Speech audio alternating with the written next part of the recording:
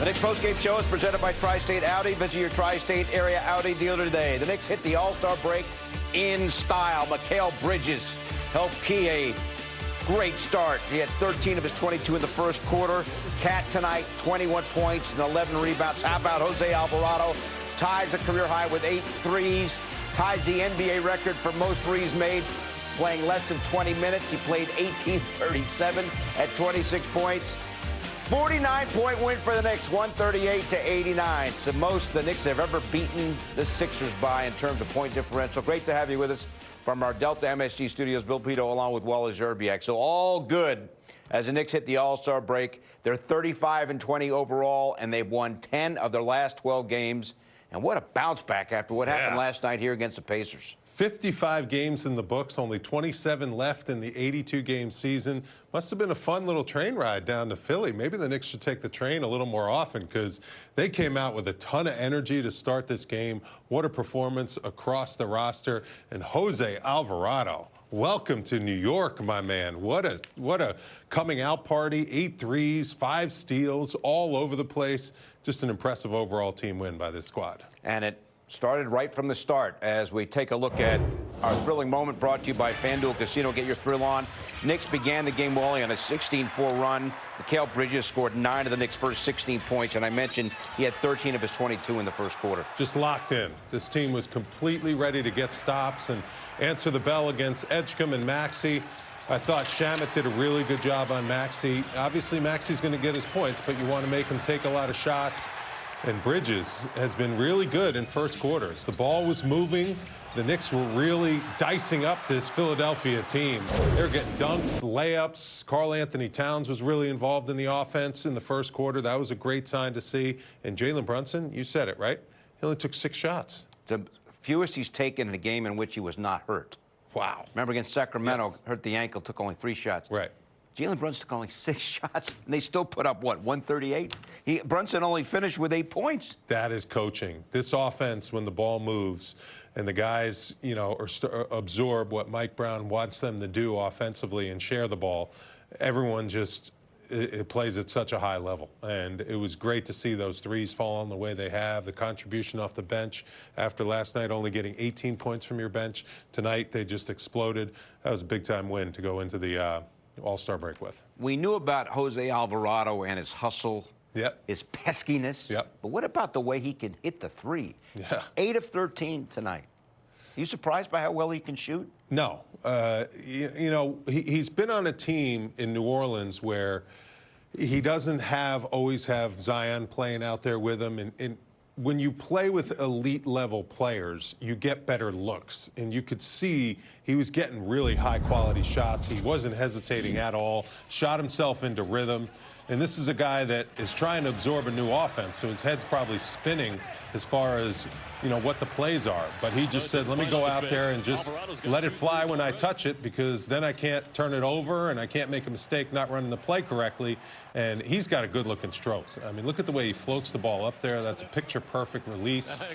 All these deflections, 5 steals, Grand Theft Alvarado all over the place. It looks like he's moving in fast forward, too. He's faster than everyone else out there on the floor. And that type of speed is one thing the Knicks really need. You hear Mike Brown wanting to add pace into the game, wanting to get the ball off the floor quicker. This is the perfect guy for that. He's one of the fastest guys in the NBA. I mentioned the 8 made threes, ties his career high, ties Mikal Bridges for the most made by a Knick this season, and he ties Kevin Love. Kevin Love's the only other player in the history of the NBA to hit 8 threes in less than 20 minutes of playing time. Did it back in 2022. How about that? Jose Alvarado. Let us say hello to Monica McNutt. She's in Philly, helped call the game on the radio on ESPN New York. Monica, not a bad way to hit the All-Star break, I would say, huh? No, not at all. Like that was a lot of fun. We keep gawking over the stat that only 7 of the 48 made field goals were unassisted tonight. Like, ball moving perfectly, guys in stride, in rhythm, playing smart. I love it. I'm very pleased with the way that the Knicks are heading into the break. And as we talked about in the pregame show, guys, they tied this series, and so as things, I expect, get really competitive when we return from the All-Star break, they will at least have this one in their back pocket. Yeah, that was quite a performance. On a back-to-back, too, Monica. Yeah, Where did the guys yeah. find this energy? I mean, it just goes to show you with the balance that they have throughout their roster, their ability to get this type of production from guys off the bench. Mitchell Robinson coming back in the lineup, he was outstanding tonight. That energy, that effort that he brings on the boards, I think really demoralized the Sixers. Monica, you mentioned assists. Go for it. Keep going, Pidto. Okay, Knicks season high 41 assists. They set a franchise record with 24 first-half assists. 41 assists for the game. It's amazing. It's fantastic. I think after the end of the first quarter, they only had one basket that had not been assisted on. I'm like, all right, cool. Let's see if these numbers hold. But, yeah, it held, and it was really spectacular up and down the roster in terms of guys being able to be efficient. I thought the double-double that Karl-Anthony Towns had, even though it felt like forever ago because he barely played in the fourth quarter, was something that really energized and set the tone in tonight's performance.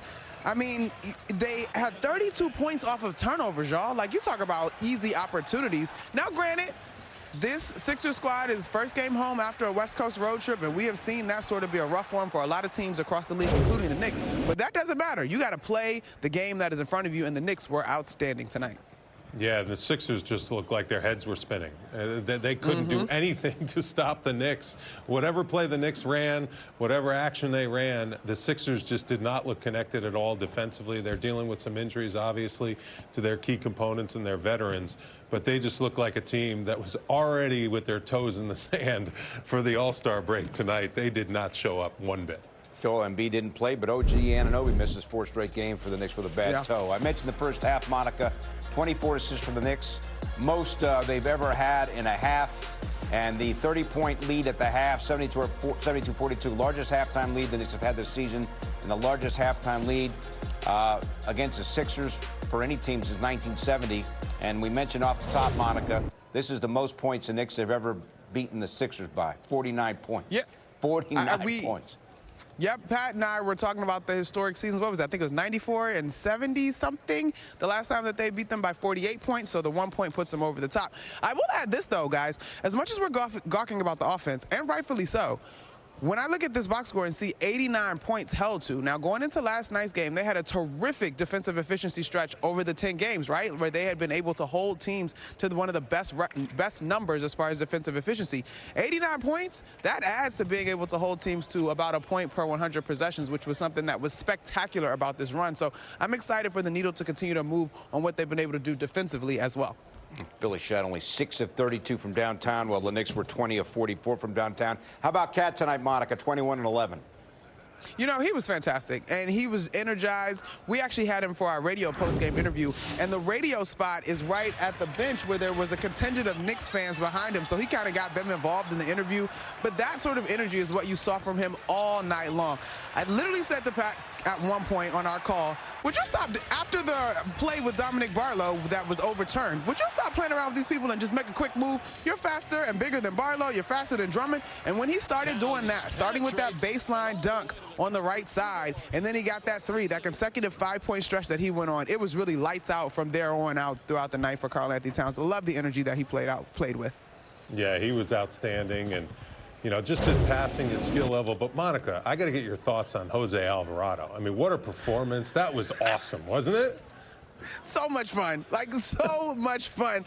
Listen, we're tracking the threes, right? Like, okay, so he's got 6. That's obviously a new high in a Knick uniform. All right, 8 is his career high. Like, can he get 9? Like, how's this going to happen? And I loved when that second unit began to come in, and I'm sure Alvarado could probably feel that his night was coming to an end. But I love that those guys looked for him so that he could get number 8. Like, the energy that he brings with. And Wally, I said to Pat, you guys tell me, the last time the Knicks were involved in a little dust-up, we'll call it, it was not last season. Like, I think you got to go back to Isaiah Hartenstein, Dante DiVincenzo on this roster. And so I'm excited to see what this toughness and this pushing for his teammates, of course, the three-point shooting as well. But I'm excited to see what his attitude helps to bring out of this group, particularly when we start getting to playoff basketball. Little physicality, little swagger. There you go. Yep. Monica, enjoy your All-Star break. Thanks, guys. You too. I'll see you soon. Welcome back, everyone. Knicks blow out the Sixers tonight, 138-89. Back now with Wally. We're at the Wally Wall, and we mentioned Jalen Brunson. Knicks put up 138 points. Jalen Brunson, 6 shot attempts. That's unbelievable. Only 8 points. Yep. He did figure in what was a great first quarter, though. Take us through this amazing sequence. Cat's a heck of a passer. He's a heck of a passer. He's big, so he's a big target. He's like a wide receiver that's like an outlet. Here's the double team here. Good double team, actually, by the Sixers. But Cat, he's long and he's tall, so when you get him the rock, he can be a pressure release valve. So Brunson throws it up high to him, frees it there, and then Brunson cuts to the basket because Kelly Oubre was pressuring Brunson so hard trying to get the steal. And because of shooters, this is why shooters are so important in the NBA. Shamet has Maxey not protecting the basket. The Sixers had 0 rim protection the whole entire game, and the Knicks were able to exploit that because the Knicks are such a good three-point shooting team. You have to honor those guys at the three-point line, so there was nobody protecting the basket all at the beginning of the game. 41 assists for the Knicks, a season high, 24 in the first half. Franchise record for any half. Another great pass here. Mikal Bridges, born in Philadelphia, went to Villanova. 13 first-quarter points, finished with 22. Yeah, and they were just dicing up the Philadelphia defense. This is off an inbounds pass. Here's Cat again, gets the ball. No ball pressure, really, and then the ball pressure finally comes. Good screen here by Brunson. Gets it to Hart. But notice how the Knicks, they don't stand. They cut. Freeze it here. Here comes Mikal Bridges. He's coming, and he sees the Adem Bona. His eyes are looking at Josh Hart. So then he cuts back door because he knows Maxey is going to try to help off this flare screen. This is just being active and being useful. And there's no ball pressure again here. Kelly Oubre, no hands up, nothing. Josh Hart's able to just see. And again, the middle is wide open because this guy shoots 45% from the three-point line, Landry Shamet. So you have to stay attached to him out at the three-point line. Look at this. The lane, it looks like there's nobody there. And then an easy dunk for Mikal Bridges, walks to the basket, gets the easy finish. I mean, Philadelphia was totally confused how to stop the Knicks because of how good they shoot the three. It opens up the whole entire floor and leads to really easy baskets. Knicks got off to a 16-4 lead and never looked back. Mike Brown, his post-game comments, as always, presented by Chase. You know, one of the things we talked about with our guys after last night is, you know, we got to be more physical, especially at the point of our defense. And our guys did a really good job bringing physicality to the game without fouling. And it started at the beginning, and it went all the way through to the end of the game. And then, you know, we fought our behinds off to keep them off the glass, even though they shot below 40%. We scrambled, protected one another defensively. Our defensive player of the game was Jose. He was really, really good for us on that end of the floor. He ignited us in a lot of different ways. But just a good overall game by our team. I don't know if I've seen this before. We had 48 baskets, and we had 41 assists on those 48 baskets. So unbelievable night in that regard. So great win on both sides of the ball, but again, it starts with our defense and it ends with our defense, and the guys did a hell of a job on that end of the floor. There's bounce-back games, and then there's this. We guys just take control early and never let off the gas. Just what's to say about this team when we perform a performance like this and be consistent the entire 4 quarters? Yeah, you know, the group of guys is resilient. They're a resilient group of guys, and you know, you're gonna. It's tough because we're not gonna do this the whole year. Everybody wants us and expects us to do this the whole year and go win it all, but this is a process, and we're going to do this. We're going to take a step backwards. We got to figure it out. That's why there's coaching. That's why there's practice. That's why there's shooting around.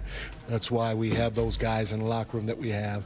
Figure it out, and then you just go out and play the next game and see if you could play better than what you did the last time. And that's what our guys did. Our guys have been doing that all year. Very dominant inside as well. I think you had a lot. I think you had the first half. You had 20 points in the paint. Just talk about the inside presence you had, scoring on the inside and maintaining that throughout the contest. You know, Cat played a really good basketball game. Mitch did too. Both our bigs, but we did a great job of with our spacing, which allowed us to make cuts. You know, I'm a huge paint touch guy, and it's just not off the dribble drive. It's with your cuts, it's with your rolls, and with your post-ups. And you know, Cat was really good. When he got doubled, he found the right guy at the right time. And then, like I said, they kept blitzing Jalen. Jalen, I think, was 3 for 5 in the first half because he couldn't get a shot off. And our guys were really good at trying to get to the pocket. Jalen got off the ball, and other guys made plays. And a lot of it was because the spacing was is correct. When the spacing's correct, you're able to touch the paint, and that's what we did in the first half especially. You mentioned the defense of Alvarado, but 8 threes also stands up for Mitch when Mitch gets thrown down. Just kind of what do you think of his whole night? That's what we expected from Jose. He had a tough game like we all did in the last game. He didn't shoot it well, but, you talk about a guy that's from New York, and now he goes home and he's playing in MSG for the first time. There's tons of emotions going on. But tonight, he's not going to go 8 for 13 every time he steps on the floor, but he can shoot the ball, and if you don't respect him, he's going to shoot it.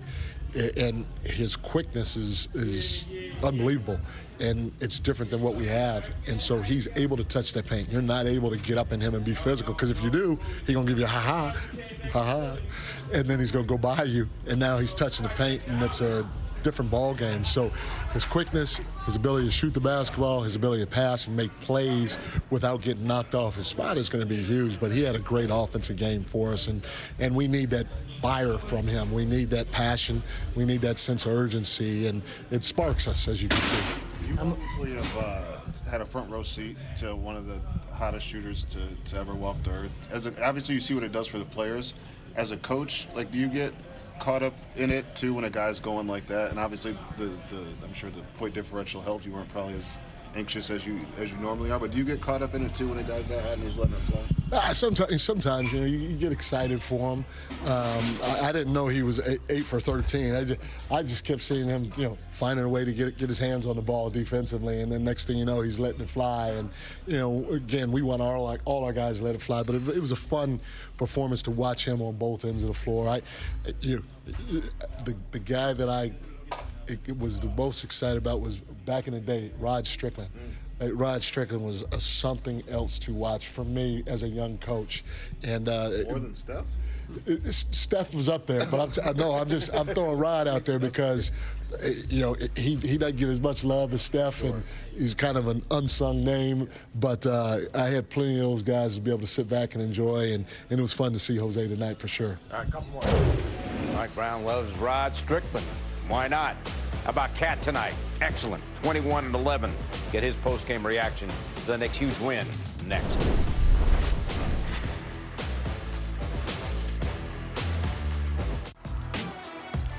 Knicks beat the Sixers 138-89. Karl Anthony Towns another double-double with 21 and 11. Here he is now after the game. It's always good to get a win. Great that we could go into the All-Star break with some momentum and good vibes, and feel good about how we're playing. So it's great to have that feeling in that moment, but we got another week that we're not going to be playing basketball, so we all got to stay engaged. You got to be ready for the next challenge and be ready to come back even better than we were right now. 41 assists on 48 made baskets. What was working so well for the offense? The ball was moving, and we was doing a great job of not turning the ball over too, making the right play and then making a crisp pass to our teammates, and that allowed us to get those assists and allowed us to really open up the lead. So when you were leaving the game, went over to Jose and kind of gave him a chest bump. Just kind of what you saw from him today. He was special, man. He didn't feel he played his best last game, which is funny because I thought he did a pretty good job of bringing some energy for us last game, but today he definitely was special. He was shooting the ball well, getting a bunch of steals, and kind of that Jose Alvarado you see on TV all the time, and I've been able and blessed to play against as an opponent and now as a teammate, even better. To see it live in action with the same jersey on, it's something special, and we're very happy to have him.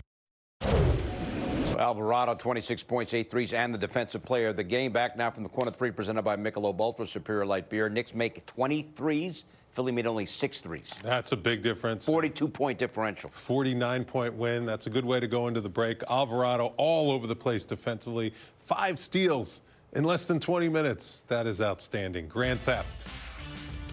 Alvarado living up to his nickname. He was the star tonight. 26 points. Knicks win it big. Into the All-Star break with style. The Knicks postgame show is presented by Audi. Visit your Tri-State Audi dealer today.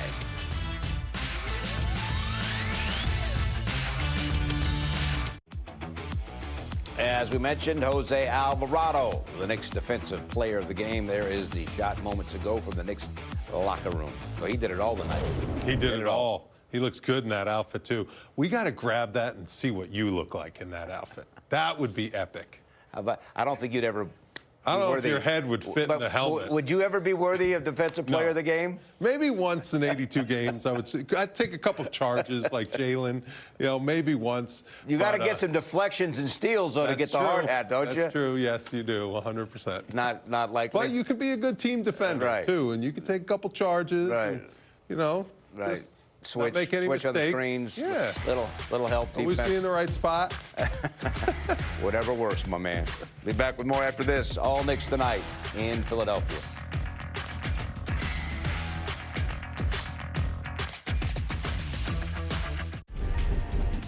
Wrapping up the post-game show, the Knicks blow out the Sixers 138-89. First game for the Knicks after the All-Star break next Thursday. The Pistons in town. Pre-game at 7. Game at 7:30. You can also stream our coverage on the Gotham Sports App. Want more than just a post-game show? Link your eligible TV subscription to stream Knicks games free or subscribe today in the Gotham Sports App. Just go to gothamsports.tv to learn more.